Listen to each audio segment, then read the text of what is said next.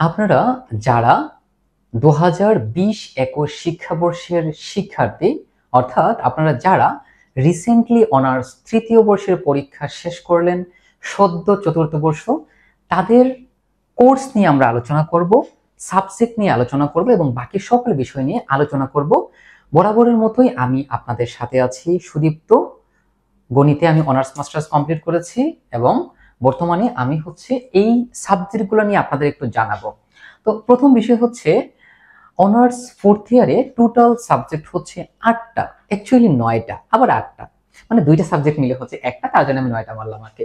So দেখেন, এর মধ্যে কমন সাবজেক্ট অর্থাৎ সবার কিছু কম্পালসারি সাবজেক্ট আছে, যে সাবজেক্টগুলো সবাইকে পড়তে হয়। দেখেন, আমরা যখন অনার্স প্রথম বর্ষে পড়াশোনা করেছিলাম, সেখানে আমাদের একটা অপশনাল সাবজেক্ট ছিল, সেটা হচ্ছে কেমিস্ট্রি এবং স্ট্যাটিস্টিক্স।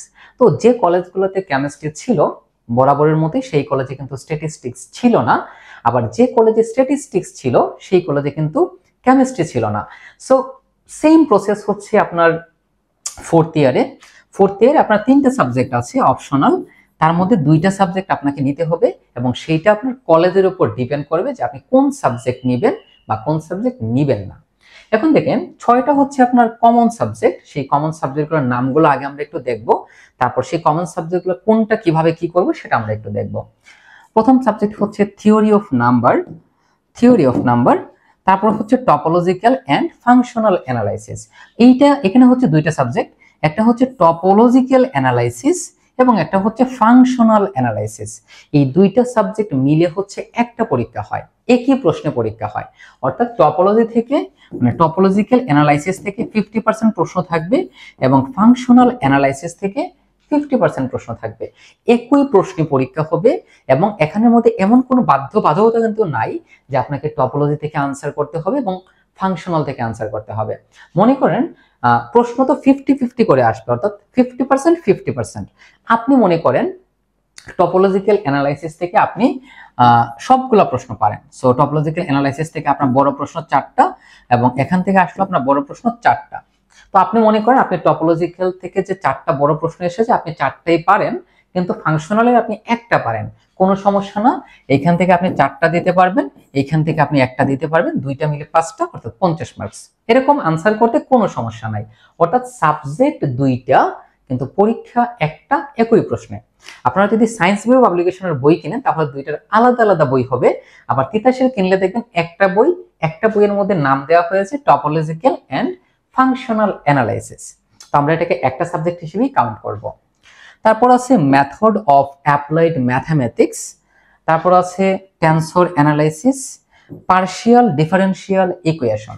আমরা অনার্স সেকেন্ড ইয়ারে আমরা একটা সাবজেক্ট নিয়ে পড়াশোনা করেছিলাম, সেইটার নাম হচ্ছে অর্ডিনারি ডিফারেনশিয়াল ইকুয়েশন। আর ফোর্থ ইয়ারে আপনারা পড়াশোনা করবেন পার্শিয়াল ডিফারেনশিয়াল ইকুয়েশন নিয়ে। অ্যাকচুয়ালি এই দুইটাই হচ্ছে ডিফারেনশিয়াল ইকুয়েশনের 2টা পার্ট। আমরা জানি ডিফারেনশিয়াল ইকুয়েশন হচ্ছে 2 প্রকার, partial differential equation and ordinary differential equation. So fourth ইয়ারে আমরা আলোচনা করব পার্শিয়াল ডিফারেনশিয়াল ইকুয়েশন নিয়ে। তারপর হচ্ছে হাইড্রোডাইনামিক্স অর্থাৎ জলগতিবিদ্যা, আবার অনেকে এটাকে উদ্গতিবিদ্যাও বলা হয়ে থাকে। সো এই যে 6টা সাবজেক্ট, এই 6টা সাবজেক্ট হচ্ছে আপনার কমন সাবজেক্ট, অর্থাৎ সকল কলেজের সকল শিক্ষার্থীকে, অর্থাৎ গণিতের যারা, সবাইকে এই 6টা সাবজেক্ট পড়তে হবে। এখন অপশনাল সাবজেক্ট তাহলে কোনগুলা? দেখেন, অপশনাল সাবজেক্ট হচ্ছে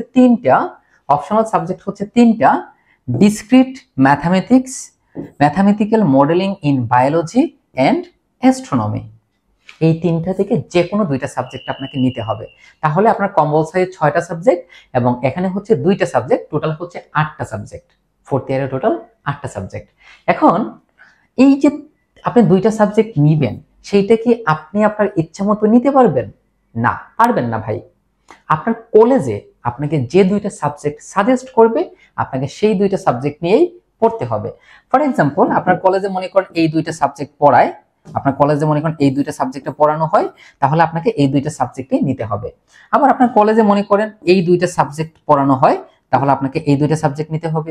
আবার আপনার কলেজে যদি প্রথম সাবজেক্ট এবং তৃতীয় সাবজেক্ট এই 2টা সাবজেক্ট নিয়ে পড়ানো হয়, তাহলে এই 2টা সাবজেক্টই আপনাকে নিতে হবে।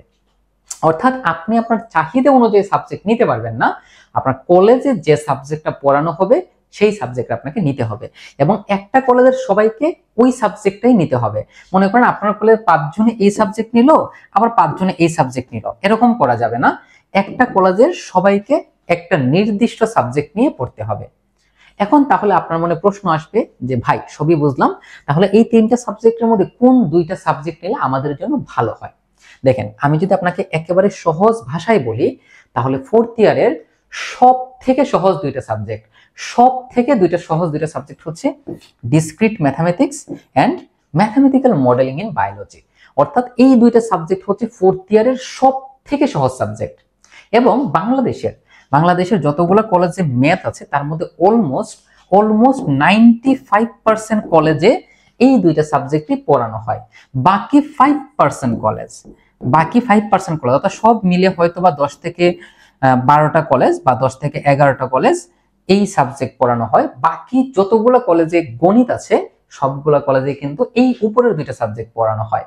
সো যাদের কলেজে অ্যাস্ট্রোনমি পড়ানো হয়, আপনারা চেষ্টা করবেন আপনাদের স্যারদের সাথে কথা বলে অ্যাস্ট্রোনমি সাবজেক্ট পরিবর্তন করে এই 2টা সাবজেক্ট নেওয়া যায় কিনা। কারণ অ্যাস্ট্রোনমি মানে কি? জ্যোতির্বিজ্ঞান। সো এই সাবজেক্টে যা পড়ানো হবে সবই হচ্ছে ফিজিক্সের বিষয় এবং থিওরিটিক্যাল বিষয়। সো অনেক কমপ্লিকেটেড একটা সাবজেক্ট এটা। সো আমি সাজেস্ট করব আপনাদেরকে, যদি পারেন যাদের কলেজে এটা আছে আর কি, এটা চেঞ্জ করে প্রথম 2টা সাবজেক্ট নেবেন। তো এই ছিল আপনাদের টোটাল সাবজেক্ট। এখন দেখেন, 4th ইয়ারে যদি আপনি প্রথম থেকেই পড়াশোনা শুরু না করেন, তাহলে এই 8টা সাবজেক্ট আপনি কখনোই শেষ করতে পারবেন না। কারণ 4th ইয়ারের সাবজেক্টগুলো কিন্তু মজা পাবেন আপনি, বাট প্রচুর পরিমাণে সময় দিতে হবে 4th ইয়ারে। কারণ লাস্ট ইয়ার তো, এখানে যদি আপনি একটা সিঙ্গেল সাবজেক্টও ফেল করেন, আপনার কিন্তু সিজিপিএ আসবে না, অর্থাৎ আপনার গ্রাজুয়েশন হওয়াটাই কিন্তু আটকে যাবে। সো 4th ইয়ারে আপনাকে হিউজ পরিমাণে টাইম দিতে হবে। যদি আপনি সময় কম দেন তাহলে আপনার আউটপুটটা কম আসবে, রেজাল্ট খারাপ হবে, এবং ফলাফল কি হবে? আপনি গ্রাজুয়েশনটা কমপ্লিট করা হবে না। সো অবশ্যই এখানে প্রচুর পরিমাণে সময় দিতে হবে এবং প্রথম থেকেই পড়াশোনা শুরু করতে হবে। তাহলে প্রথম থেকে পড়াশোনা শুরু করার জন্য আমাদের কোর্স আপনাদের সাথে সবসময় আছে। যেদিন আপনাদের পরীক্ষা শেষ হয়েছে সেই দিন থেকে স্টুডেন্টরা বারবার আমাদের কাছ থেকে জানতে চাচ্ছেন যে কবে কোর্স শুরু হবে বা আনুষঙ্গিক সকল বিষয় আমরা একটু আলোচনা করি। প্রথম বিষয় হচ্ছে আমাদের কোর্স শুরু হবে 17 জুন। দেখেন, আপনাদের মনে প্রশ্ন আসতে পারে যে 17 জুন আসতে তো ভাই অনেক দিন, অলমোস্ট 1 মাস, তাহলে আমরা কি 1 মাস বসে থাকবো? না, আপনার মাত্র 3য় বর্ষের পরীক্ষা শেষ হয়েছে, আপনি এখন 5-7 দিন একটু ঘোরাবেন, আড্ডা দিবেন, প্রিয় মানুষকে সময় দিবেন, বিয়ে শাদী করার থাকলে বিয়ে শাদী করে ফেলবেন। তারপরে হচ্ছে ঈদ আছে, আপনারা জানেন যে ঈদ কিন্তু 6 বা 7 তারিখ বা 8 তারিখ মোস্ট প্রবাবলি, ঈদের জন্য কিন্তু আরো 5-7 দিন চলে যাবে। তো সব মিলিয়ে হচ্ছে আমরা 17 তারিখ থেকে কোর্স শুরু করব মোস্ট প্রবাবলি, এটা নির্দিষ্ট না, বাট আমরা চেষ্টা করব 17 তারিখে কোর্স শুরু করার জন্য। যদি 17 তারিখে বাই চান্স মিস হয় তাহলে আমরা 20 তারিখে কনফার্ম কোর্স শুরু করব। আচ্ছা, তাহলে আপনি কবে ভর্তি হতে পারবেন? আপনি ভর্তি হতে পারবেন 3 তারিখ থেকে। 3 তারিখ থেকে আপনারা কোর্সে ভর্তি হতে পারবেন, এবং আমরা প্রথম যে কোর্সটা শুরু করব সেটা হচ্ছে মেথড অফ অ্যাপ্লাইড ম্যাথমেটিক্স। এই সাবজেক্ট দ্বারা আমরা শুরু করব। আপনারা কিন্তু ঈদ সামনে, যেহেতু ঈদ, সো আমরা ঈদের একটা অফার দেব, খুব ছোট্ট পরিসরে একটা অফার দেব, 1 দিনের জন্য বা 2 দিনের জন্য, এবং আমরা 4th ইয়ারের 3টা সাবজেক্টে একসাথে কম্বো অফার দেব। সো যারা একসাথে ভর্তি হবেন তারা কিন্তু বিশেষ ডিসকাউন্টে এই 3টা কোর্সেই ভর্তি হতে পারবেন। 3টা কোর্স কি কি? দেখেন, 3টা কোর্স হচ্ছে এই সাবজেক্টের সাথে আপনারা হাইড্রোডাইনামিক্স, এই হাইড্রোডাইনামিক্স আমরা হাইড্রো বললাম, এবং হচ্ছে আপনার টেনসর অ্যানালাইসিস, এই 3টা সাবজেক্টে আপনারা কম্বো অফারে ভর্তি হতে পারবেন 3 তারিখ থেকে। তবে এই অফারটা শুধুমাত্র ঈদের জন্য কার্যকর হবে, অর্থাৎ 2 দিনের একটা অফার দেওয়া হবে ঈদের। ওই অফারে ভর্তি হলে এবং 3টা সাবজেক্টে একসাথে ভর্তি হলে আপনি শুধু ওই অফারটা পাবেন, আদারওয়াইজ আপনাকে সিঙ্গেল সাবজেক্টে ভর্তি হবে। এবং আপনারা জানেন যে আমাদের প্রতি সাবজেক্ট হচ্ছে 700 টাকা করে, সো ওই অনুযায়ী আপনাকে ভর্তি হতে হবে। ওকে, তারপরে দেখেন রিকমেন্ডেড বুকস, আপনারা কোন পাবলিকেশনের বই কিনবেন বা কিভাবে কি করবেন। দেখেন, 4th ইয়ারের জন্য সব থেকে ভালো বই হচ্ছে সায়েন্স ভিউ পাবলিকেশনের বইগুলা। সো আপনারা চেষ্টা করবেন সায়েন্স ভিউ পাবলিকেশনের বইগুলো কেনার জন্য। 4th ইয়ারের সবগুলো বই আমরা সায়েন্স ভিউ পাবলিকেশন থেকে আপনাদেরকে পড়াবো, এবং আপনারা যদি আমাদের কাছে নাও পড়েন তাও আপনারা চাইলে সায়েন্স ভিউ পাবলিকেশনের বইগুলো কিনতে পারেন, কারণ 4th ইয়ারের সায়েন্স ভিউ পাবলিকেশনের বইগুলো খুবই ভালো এবং খুবই গুণগত মানসম্পন্ন বই। আর বই কেনার জন্য আপনারা এখানে যে স্ক্রিনে নাম্বার দেওয়া আছে আপনারা দেখতে পাচ্ছেন, এটা হচ্ছে সায়েন্স ভিউ পাবলিকেশনের বাদল ভাইয়ের নাম্বার, মার্কেটিং অফিসার। আপনারা যদি পাই ম্যাথ ক্লাবের রেফারেন্স দেন, আপনারা এই নম্বরে হোয়াটসঅ্যাপ বা এই নম্বরে সরাসরি কল করে কিন্তু কথা বলতে পারেন। যদি আপনারা পাই ম্যাথ ক্লাবের রেফারেন্সে বই কিনেন, অর্থাৎ যোগাযোগ করার সময় যদি আপনি বলেন যে আপনি পাই ম্যাথ ক্লাবের স্টুডেন্ট, তাহলে আপনারা বইয়ের মধ্যে 30% ডিসকাউন্ট পাবেন।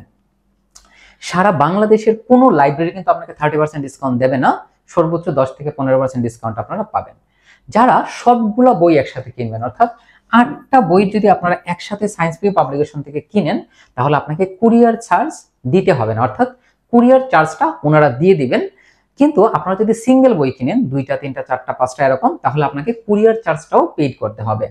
তো এই ছিল আমাদের টোটাল বিষয়। এরপরও যদি আপনাদের কোনো বিষয় সম্পর্কে জানার থাকে, বলার থাকে বা কিছু করার থাকে, তাহলে এখানে আমাদের নাম্বার দেওয়া আছে, যে কোনো ইনফরমেশনের জন্য আপনারা এই নাম্বারে যোগাযোগ করতে পারবেন। সো পরিশেষে আপনাদেরকে যে কথাটা আমি বলবো, যারা থার্ড ইয়ারে পরীক্ষা শেষ করলেন, আপনাদের কিন্তু এখন প্রাইম টাইম, এবং এই সময়টা আপনারা যদি ঠিকঠাকভাবে কাজে না লাগান, তাহলে ফোর্থ ইয়ারে কিন্তু ভালো একটা রেজাল্ট করতে পারবেন না। এবং ফোর্থ ইয়ার হচ্ছে অনার্সের সব থেকে গুরুত্বপূর্ণ এবং সব থেকে প্লাস পয়েন্ট একটা ইয়ার বলা যায়, কারণ ফোর্থ ইয়ারে সব থেকে ভালো রেজাল্ট তোলা যায়। আপনি দেখবেন ফোর্থ ইয়ারে যত রেজাল্ট করা যায়, অন্য কোনো ইয়ারে কিন্তু আপনি এই রেজাল্ট কখনোই করতে পারবেন না, বা কখনোই ওই রেজাল্টটা আপনি তুলতে পারবেন না। সো ফোর্থ ইয়ারটা আসলে আমাদের জন্য খুবই প্লাস পয়েন্ট। ফোর্থ ইয়ারে যদি আপনি ঠিকঠাকভাবে সময় দেন, তাহলে 4-4 পাওয়া কোনো বিষয়ই না, এবং খুব ভালো রেজাল্ট কিন্তু এখান থেকে করা যায়। সো প্রথম থেকে প্রস্তুতির জন্য আপনারা আশা করি পাই ম্যাথ ক্লাবের সাথে থাকবেন, প্রথম থেকে আমাদের সাথে কোর্সগুলো শুরু করবেন, তাহলে দেখবেন পরীক্ষার 3-4 মাস বা 5 মাস আগে কিন্তু সবগুলা কোর্স কমপ্লিট হয়ে যাবে, এবং আপনারা রিভিশন দেওয়ার জন্য একটা হিউজ টাইম পাবেন। সেখানে আমরা আবার অনেক পরীক্ষা নিব, সেগুলো আপনারা দিতে পারবেন।